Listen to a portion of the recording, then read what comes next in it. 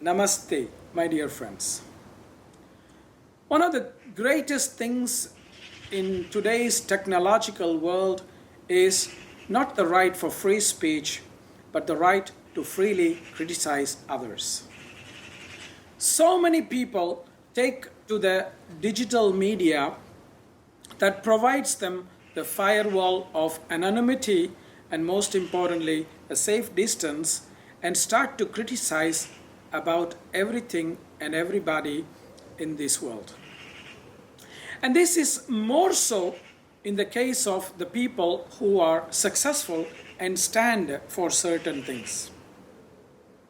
As yoga teachers, we can get criticized very easily, and the more successful you are, the more criticism you will face for very small things which are of not such great significance. How do we deal with criticism? Now, criticism is very, very important in life because without constructive criticism, we can become too arrogant and we may lose our way. And that's why we need to surround ourselves with good well-wishers who care for our well-being in the long term and who can be truthful to us and who can give us constructive criticism from a place of their hearts. And this we need to take seriously. But it is not a good idea to take every criticism that comes our way to our heart, especially when it's coming through anonymous sources or through the technological concept of the digital media like Facebook and Instagram and all these kind of platforms where people very easily can criticize. Now, what we need to develop to insulate ourselves is to be strong in ourselves and define ourselves by the values with which we stand for. This is a glass, for example, and I use this glass because without it I am not able to read clearly. But if somebody criticizes that this is not a glass, but this is a dumb smartphone, it doesn't mean that this becomes a dumb smartphone. It still remains a glass. If somebody criticizes saying that this is a useless piece of car, it doesn't become a car, it still remains a glass.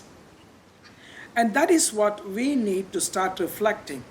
What is our core values, our core strengths, and the longer we are rooted to that, the less we will be affected by these criticisms which are of no value.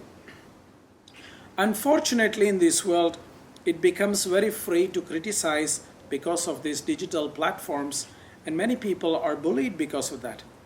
But you can only be bullied if you allow yourself to be bullied. So that is why it's very important for us to remain strong in our strengths, in our values, and in the responsibilities we carry, so that these criticisms, which are not really valuable, do not distract us from our dharma. In India, we have a saying, "You only throw stones at a tree full of mangoes." What it means is that the more you are successful, the more you are good in your field of work, the more people will throw stones at you. I also remember my father saying, "When you become a teacher, my son, there will be a few people who will celebrate you, who will honor you, who will respect you. But there will be a lot of people who will throw stones at you. You cannot only accept the adulations, you also have to learn with the stones that are being thrown at you."